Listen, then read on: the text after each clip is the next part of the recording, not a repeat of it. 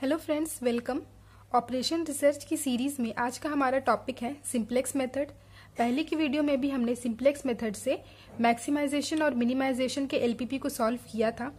आज हम लोग डीजेनेरेसी इन सिंप्लेक्स मेथड पढ़ेंगे।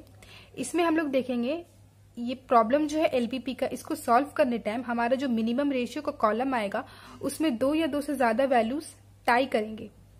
तो देखते हैं इस तरह के प्रॉब्लम को किस तरीके से हम लोग सॉल्व करेंगे। सॉल्व करने से पहले फ्रेंड्स आप लोग मेरे चैनल को सब्सक्राइब कीजिए और वीडियो को एंड तक देखिए। तो चलिए स्टार्ट करते हैं। तो फ्रेंड्स, जैसा कि हम लोग जानते हैं, हम लोगों के पास जो ये एलपीपी दिया हुआ है ये जनरल फॉर्म में है। पहले इसको स्टैंडर्ड फॉर्म में कन्वर्ट करना पड़ेगा। तो पहले की वीडियो में हम लोग देख चुके हैं कि हम लोग जनरल से स्टैंडर्ड फॉर्म में कैसे कन्वर्ट करते हैं। देखिए यहाँ पे जो है मैक्स जेड है, तो मैक्स जेड है तो हम लोग को कुछ चेंज करने का जरूरत नहीं है। यहाँ पे हम लोग ऐसे ही लिख देंगे मैक्स जेड इक्वल्स टू जो वैल्यू है ऊपर x1 plus 2x2 plus x3। Objective function में कोई चेंजिंग नहीं करना है क्योंकि मैक्स जेड है। अगर मीन जेड रहता है तो -1 से मल्टीप्लाई करते। नेक्स्ट देखिए सब्जेक्ट 2 है,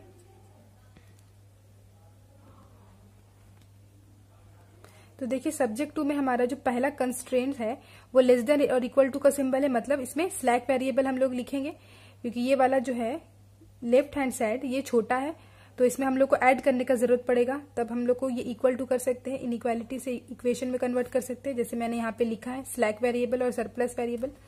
ठीक है, तो यहाँ लिखेंगे हम लोग 2x1 plus x2 minus x3 plus s1 और ये इक्वल टू करके जो 2 है वो लिख देंगे।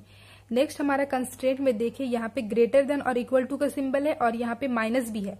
तो हम लोग जानते हैं कि माइनस भी है और ग्रेटर देन इक्वल टू है। पहले तो हम लोग ग्रेटर देन और इक्वल टू को चेंज करेंगे। ग्रेटर देन के लिए हम लोग सरप्लस वेरिएबल लिखते हैं, तो पहले इसको लिखेंगे -2x1 plus x2 minus 5x3 और माइनस s2 करेंगे। ये s2 जो है सरप्लस वेरिएबल है क्योंकि यहाँ पे ग्रेटर देन था, ये छोटा है इसलिए इसमें से कुछ माइनस करेंगे। माइनस कर दिए तब ये इक्वल टू हो जाएगा -6 के। अब हम लोग जानते हैं कि यहाँ पे जो राइट हैंड साइड में माइनस है तो हम लोग को राइट हैंड साइड में माइनस नहीं रखना है, राइट हैंड साइड हमेशा पॉजिटिव होना चाहिए। तो इसको -1 से मल्टीप्लाई करेंगे तो ये हो जाएगा हमारा equation 2x1 plus x2 2x1 minus x2, ये माइनस होगा -x2 plus 5x3 plus s2 equal to 6। तो ये हमारा हो गया सेकंड कंस्ट्रेंट। थर्ड में हमारे पास जो है वो है 4x1 plus x2 plus x3 plus यहाँ पे s3 लिखेंगे और इक्वल टू जो है 6 लिख दिए। तो हमारे पास जो अब इक्वेशन बना है वो है ये इक्वेशन, उसके बाद है ये सेकेंड इक्वेशन और ये है थर्ड इक्वेशन। थर्ड इसको कंस्ट्रेंट बोलते हैं हम लोग, और ये है ऑब्जेक्टिव फंक्शन। अब हम लोग देखिए s1 s2 और s3 को स्लैक और सरप्लस वेरिएबल लिया है, तो हम लोग को ऑब्जेक्टिव फंक्शन में इसको इंट्रोड्यूस करवाना पड़ेगा जीरो कॉस्ट से। तो 0s1 प्लस 0s2 और ये प्लस 0s3, ये लिखने का तरीका होता है। ठीक है, अब हम लोग निकालेंगे initial basic feasible solution.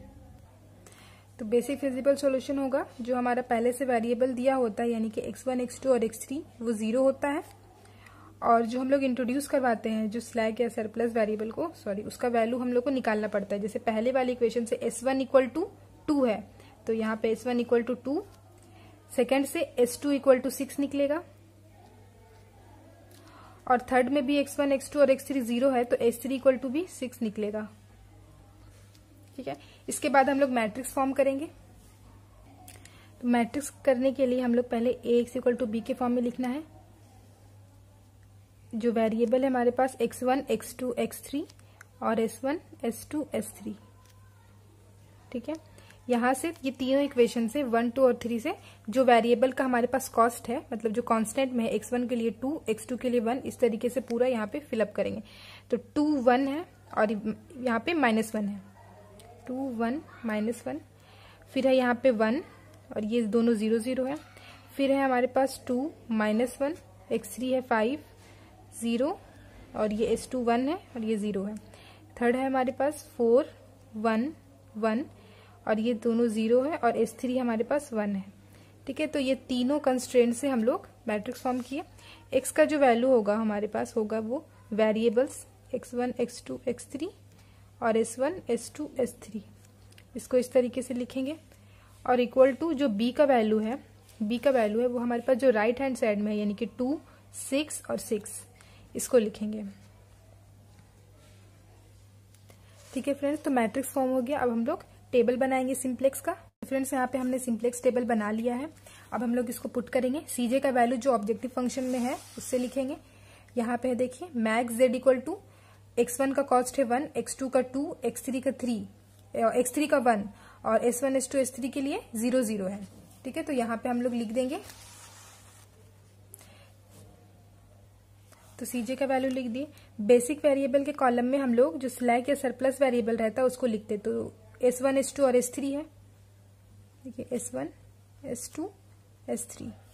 CB के कॉलम में हम लोग जो बेसिक वेरिएबल को एंटर किए है उसका कॉस्ट लिखते हैं, तो s1 के लिए 0, s2 के लिए 0, s3 के लिए 0, तो यहाँ 0 0।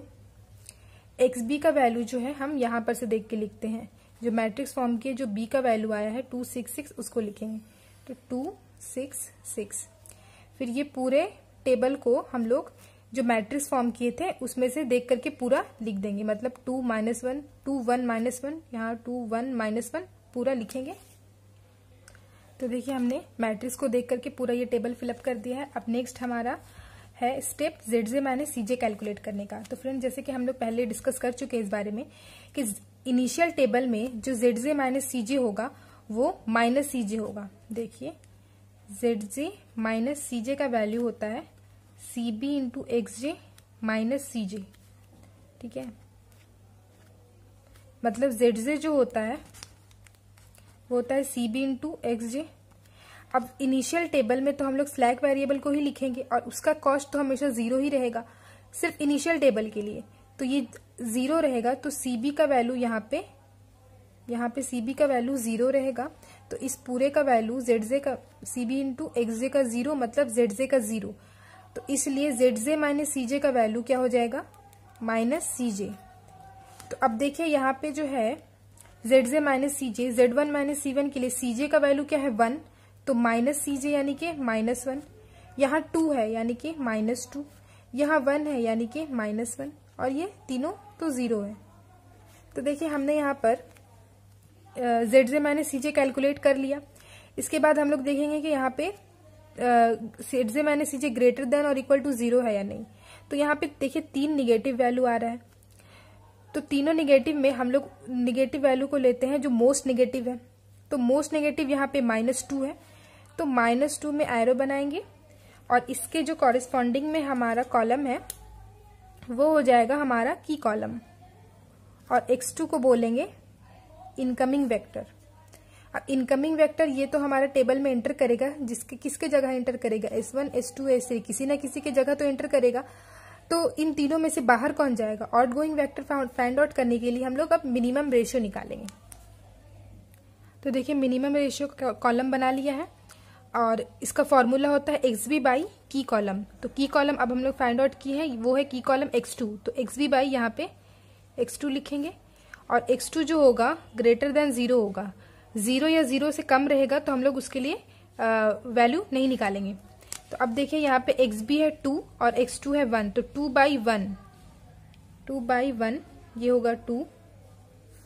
अब देखिए यहाँ पे 6 बाई -1 है तो इसको कैलकुलेट नहीं करेंगे, और यहाँ है 6 बाई 1 तो ये है 6। अब देखिए यहाँ पे तो हम लोग आराम से मिनिमम फाइंड आउट कर लिए हैं, तो मतलब इसके जो कॉरेस्पॉन्डिंग में हमारा रो है वो होगा की रो। अब आप लोग बोलेंगे कि यहाँ पे तो टाई किया ही नहीं, तो देखिए मैं एक चीज दिखाती हूँ। देखिए यहाँ पे नोट में लिखा है डीजेनेरेसी इन LPP में arise at the initial stage, initially भी मिल सकता है या फिर at any subsequent iteration state, या फिर कोई दूसरा स्टेज होगा इटरेशन का उसमें भी मिला जा सकता है। देखिए इस टेबल में तो हम लोगों को डीजेनेरेसी मतलब कोई टाई तो हुआ नहीं है, यहाँ पे आराम से मिनिमम रेशियो निकल गया है। क्वेश्चन में देखिए हमारे क्वेश्चन में सिंपल क्वेश्चन दिया हुआ था, कहीं पर ये नहीं लिखा था कि ये डीजेनेरेसी का प्रॉब्लम है, तो इसका मतलब ये नहीं कि ये डीजेनेरेसी का प्रॉब्लम नहीं है। हो सकता है इस वाले टेबल में नहीं आया तो नेक्स्ट टेबल में हमारा रेशियो जो है टाई करेगा। तो देखिए यहाँ पे की रो और की कॉलम के 1 जो है कॉमन है दोनों में, तो ये 1 होगा हमारा की एलिमेंट, और S2 जो होगा वो होगा आउटगोइंग वेक्टर, ये हमारा बाहर जाएगा और इसके जगह x2 आएगा। तो नेक्स्ट टेबल में होगा x2, S2 और S3। देखिए हमने यहाँ पे फर्स्ट इटरेशन लिख करके सेकेंड टेबल बना लिया है। इसको फिलअप करेंगे। Cj का वैल्यू तो सेम रहेगा जो हमारा फर्स्ट टेबल में था। देखिए Cj का वैल्यू था हमारे पास 121,000। तो Cj को फिलअप कर दिया। इसके बाद हम लोग B को फिलअप करेंगे, बेसिक वेरिएबल को। तो देखिए B का जो वैल्यू होगा, S2 तो है बाहर जा रहा है, इसकी जगह x2 आ रहा है, तो होगा x2, S2 और S3। तो x2 और S3 है। इसके CB का वैल्यू, इसका कॉस्ट होगा, x2 का कॉस्ट है 2, S2 का है 0 और S3 का है 0। हो गया। XB से लेकर के अब S3 तक का जो हम लोग को टेबल फिलअप करना है, इसमें हम लोग को सम कैलकुलेशंस करना पड़ेगा, और ये कैलकुलेशन हम लोग को इससे जस्ट प्रीवियस वाले टेबल को देख के करना पड़ेगा। तो हमने इससे पहले तो एक ही टेबल बनाया है, उसी को देखेंगे। तो देखिए फ्रेंड्स, अपनी सिंप्लिसिटी के लिए यहाँ पे हम लोग मान लेते हैं ये वाला जो रो है ये R1 है, इस वाले रो को R2 मान लेते हैं और इस रो को R3। हम लोग का मोटिव है, देखिए S1 का बाहर जा रहा है, ये S1 बाहर जा रहा है, तो S1 का हम लोग के पास जो है कॉलम है वो देखिए, ये 1 है, ये 0 है और ये 0, 1 0 0। तो X2 जो है अंदर आया है, उसको भी हम लोग को 1 0 और 0 करना होगा। ठीक है, अभी 1 है इस टेबल में, यहाँ पे 1 है, -1 है और 1 है। हम लोग को नेक्स्ट टेबल जो हम लोग नया टेबल बना रहे हैं उसमें यहाँ पे 1 और यहाँ 0 0 करना पड़ेगा, क्योंकि ये x2 S1 की जगह आ रहा है और S1 जो है 1 0 0 है। तो देखिए 1 जो है की एलिमेंट है, 1 को 1 से डिवाइड कर देंगे। यहाँ पे पहले से 1 है, अगर कुछ और रहता तो हम लोग उसको डिवाइड करते, तो हम इसीलिए कह रहे हैं 1 को 1 से डिवाइड कर देंगे तो 1 आ जाएगा। अगर मान लीजिए यहाँ पे 8 रहता तो 8 बाई 8 करते, मतलब क्या करते, पूरे रो को, सिर्फ इसको नहीं, जब भी कोई ऑपरेशन करेंगे तो पूरे रो को करेंगे। तो 8 बाई 8 रहता तो 8 बाई 8 करते, मतलब 2 बाई 8 2 बाई 8 सब पूरे वैल्यूज को करते। तो यहाँ पे कुछ नहीं करना पड़ेगा, इस वैल्यू को सेम उसी तरीके से लिखेंगे। देखिए फ्रेंड्स, इसमें इसी तरीके से फिलअप कर दिया है। अपनी सिंप्लिसिटी के लिए इस वाले रो को हम लोग R1 डैश कर लेते हैं, R2 डैश और ये R3 डैश। ठीक है, तो इसीलिए R1 डैश को मैंने लिखा है R1 बाई 1, 1 से तो कुछ फर्क नहीं पड़ा, यहाँ पे ये सेम रहेगी। अब नेक्स्ट हम लोग को R2 डैश निकालना है। तो आप लोग हमेशा याद रखिए कि कोई भी रो ऑपरेशन करने के लिए हम लोग ये वाला जो है, जो मैंने बनाया है R1 डैश का हमेशा हेल्प लेना पड़ेगा, क्योंकि ये जो रो है ये की रो है। तो जो न्यू वाला की रो है उसका, पुराना वाला नहीं, जो मैंने न्यू फिलअप किया है उसका हेल्प लेंगे। तो R2 को क्या करना पड़ेगा, R2 को R2 करना पड़ेगा और यहाँ पे R1 डैश का हेल्प लेना पड़ेगा। इन दोनों को ही सब्ट्रैक्ट करके, मल्टीप्लाई करके, कुछ भी करके इनको लेकर के हम लोगों को वैल्यू 0 करना पड़ेगा। तो R2 और R1 डैश को नोटिस करिए, R1 डैश और R2 को। R2 में देखेंगे क्या है, देखिए R2 में हमारे पास यहाँ पे -1 है।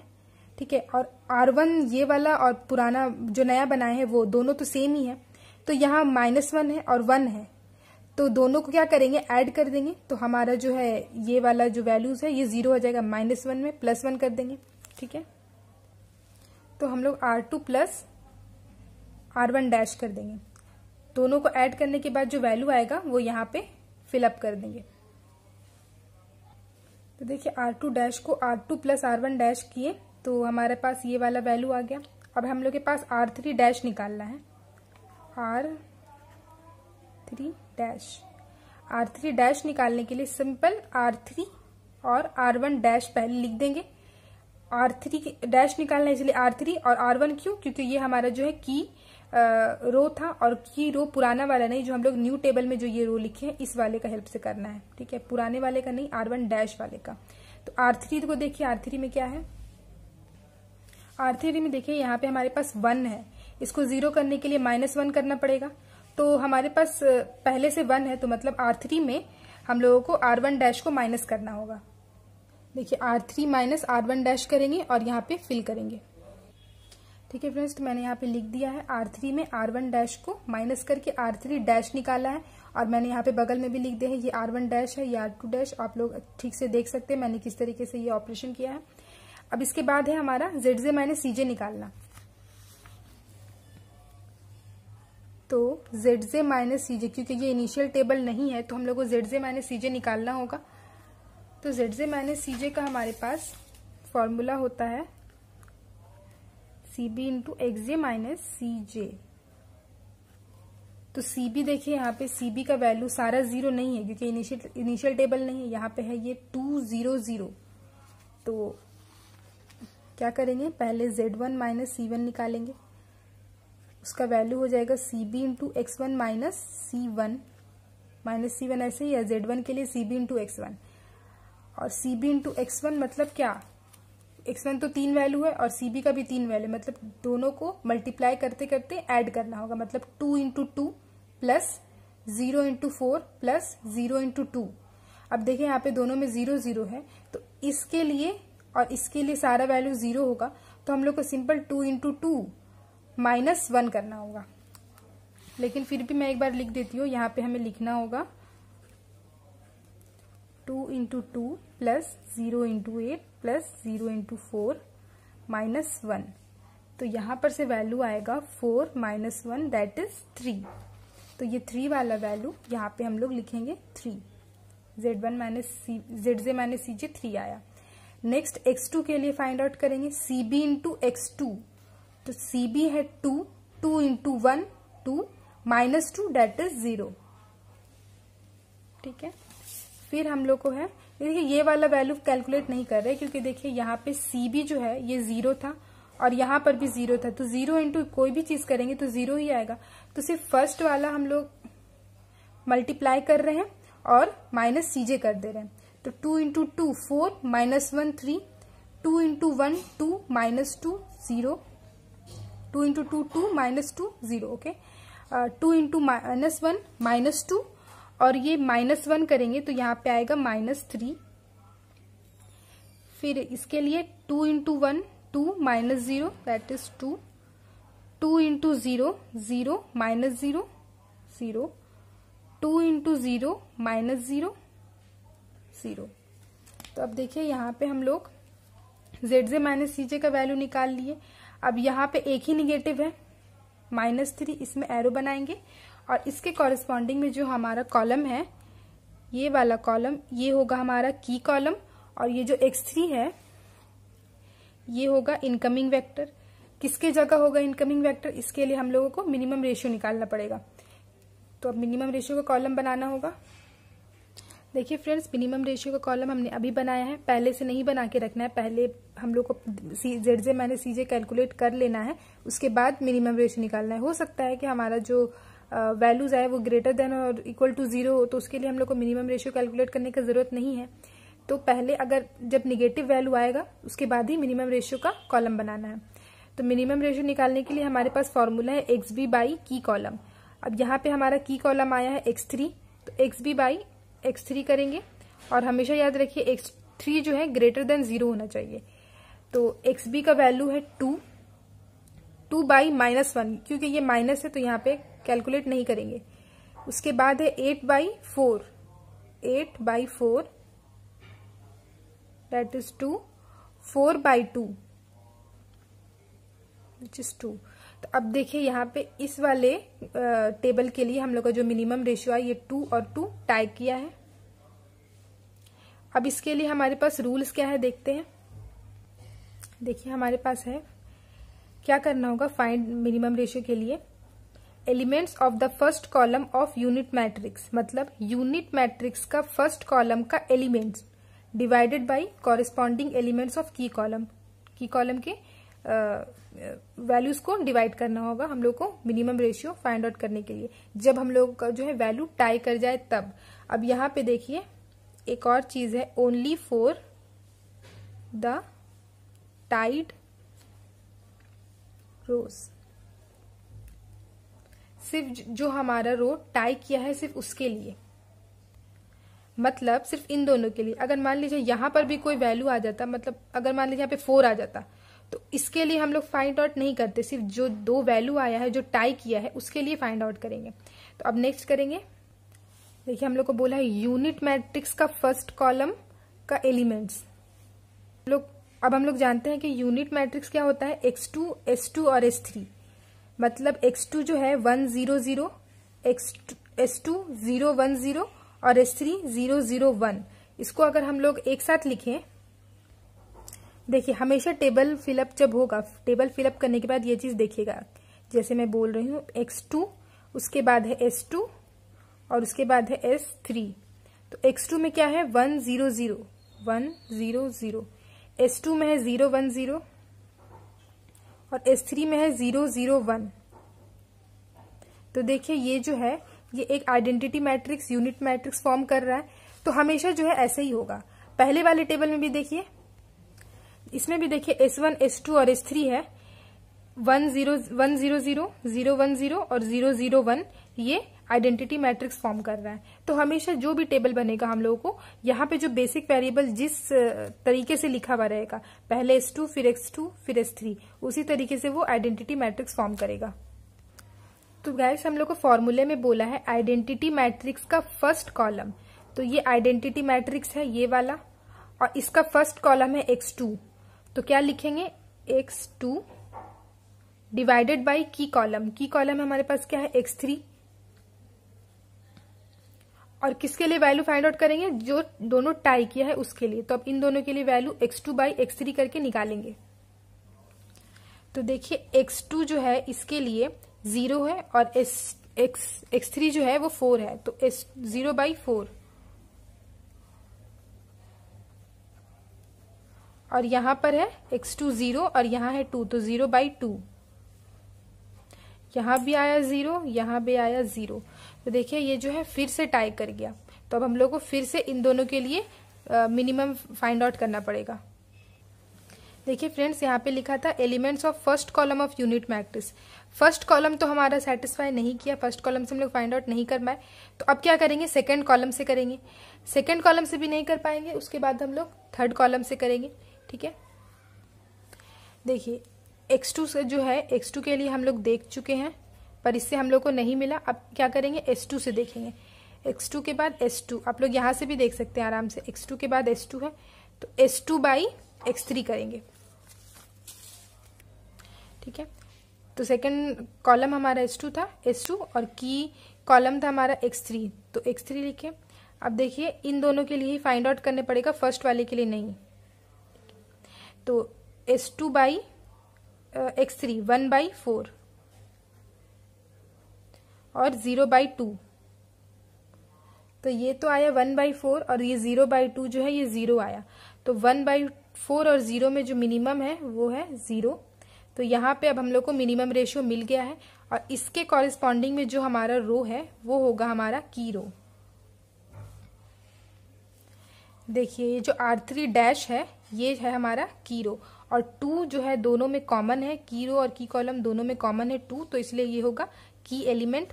और S3 जो होगा आउटगोइंग वेक्टर होगा, ये हमारा बेसिक वेरिएबल के कॉलम से बाहर जाएगा और इसकी जगह X3 एंटर करेगा। देखिए हम लोग यहाँ पे सेकेंड इटरेशन लिख करके थर्ड टेबल बना दिए हैं।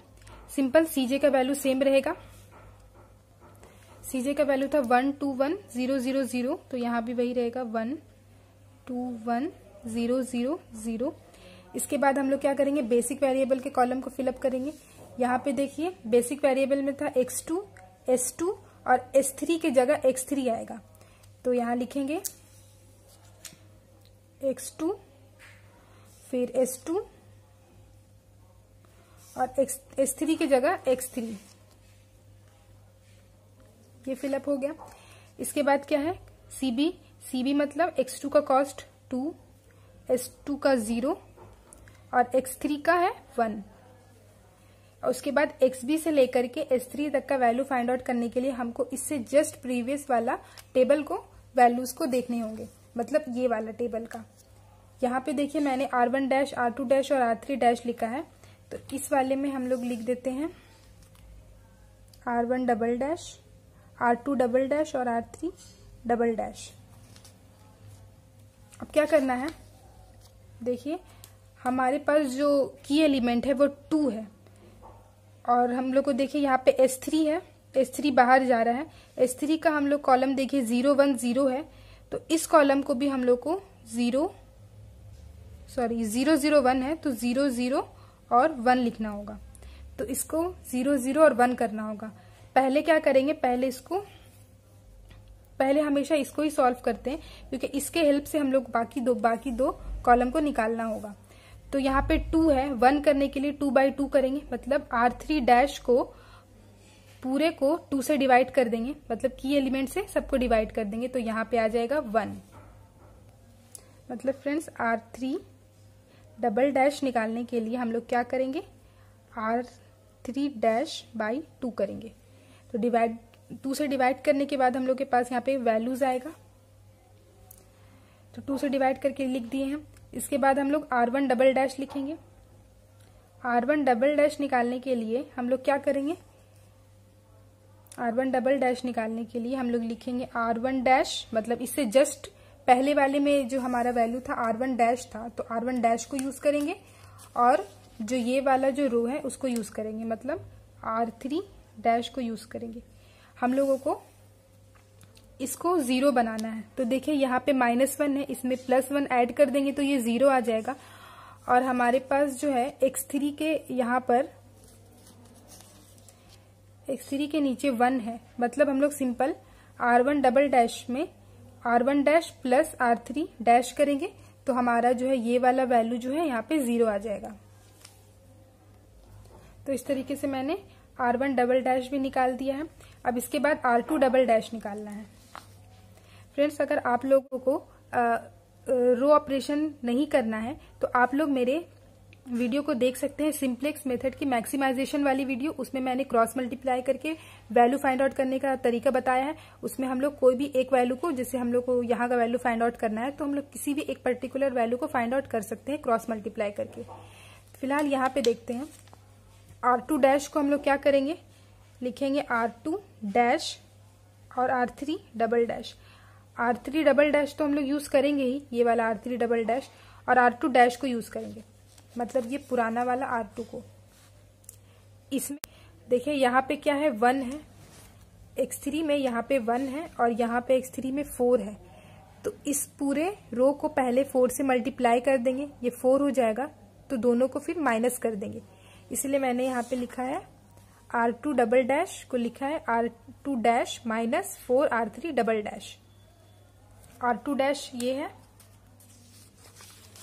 देखिए R2 डैश ये वाला रो माइनस करेंगे 4 से मल्टीप्लाई करके R3 डबल डैश को, R3 डबल डैश को 4 से मल्टीप्लाई करके दोनों को माइनस कर देंगे, तो यहाँ पे जो वैल्यू आएगा यहाँ पे 0 हो जाएगा।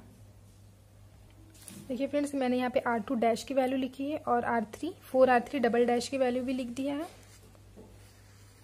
दोनों को माइनस करके R2 डबल डैश का वैल्यू निकालेंगे। माइनस करके यहाँ पे सब में 0 0 आएगा, ये आएगा 3, ये 1 और ये -2। तो इस वैल्यू को हम लोग यहाँ पे फिलअप कर देंगे। अब हम लोग का टेबल फॉर्म हो चुका है। इसके बाद हम लोग ZJ माइनस CJ का वैल्यू निकालेंगे। तो ZJ माइनस CJ का वैल्यू निकालने के लिए CB इंटू x1 प्लस सारा वैल्यू करेंगे, उसके बाद माइनस CJ करेंगे।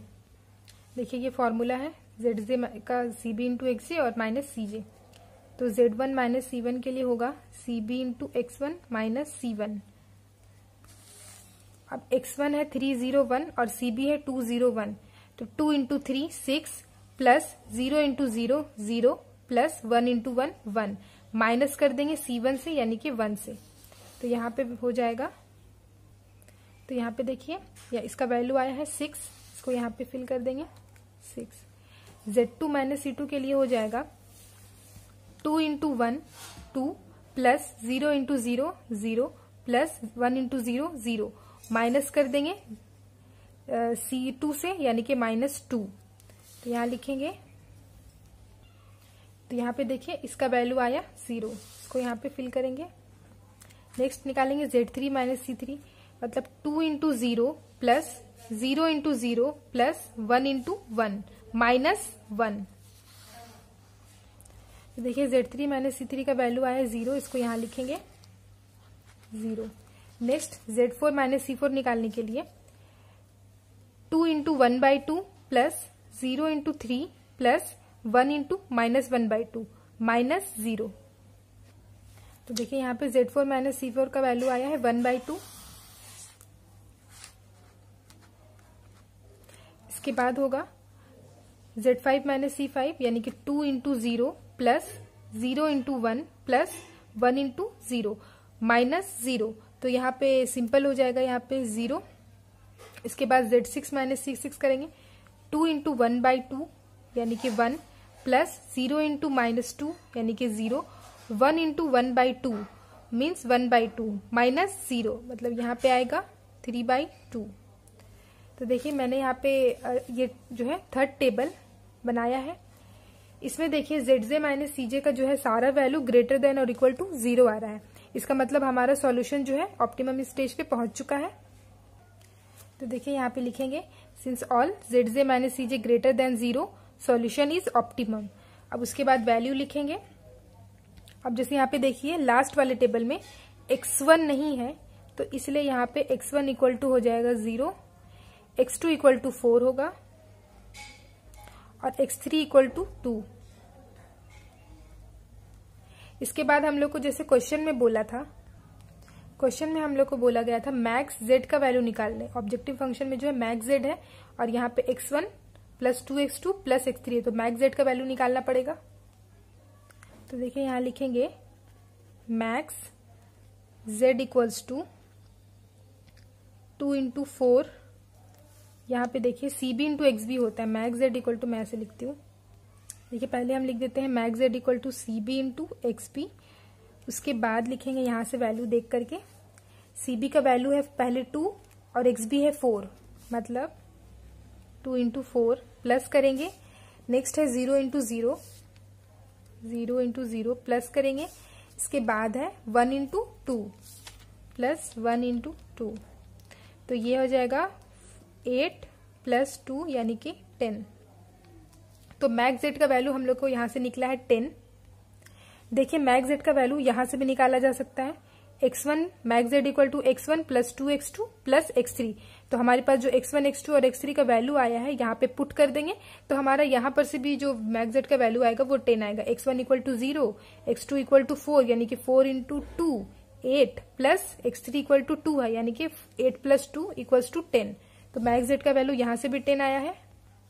और इस तरीके से भी निकाल सकते हैं, दोनों सेम ही है, जैसा आप लोग को अच्छा लगे उस तरीके से निकालिए। फ्रेंड्स ये हो गया हमारा डीजेनेरेसी का प्रॉब्लम, जिसमें हम लोगों ने देखा कि हमारा फर्स्ट टेबल में तो मिनिमम रेशियो जो है आराम से हम लोग निकाल लिए। अगर फर्स्ट टेबल में ही टाई कर जाता तो हम लोग क्या करते, S1 S2 और S3 जो है हमारा यूनिट मैट्रिक्स है, तो हम लोग यहाँ पे मान लीजिए कि यहाँ पर भी 2 है, इसको ये दोनों 2 टाई कर जाता तो हम लोग नेक्स्ट क्या करते, S1 से डिवाइड करते, क्योंकि हमारा ये यूनिट मैट्रिक्स है।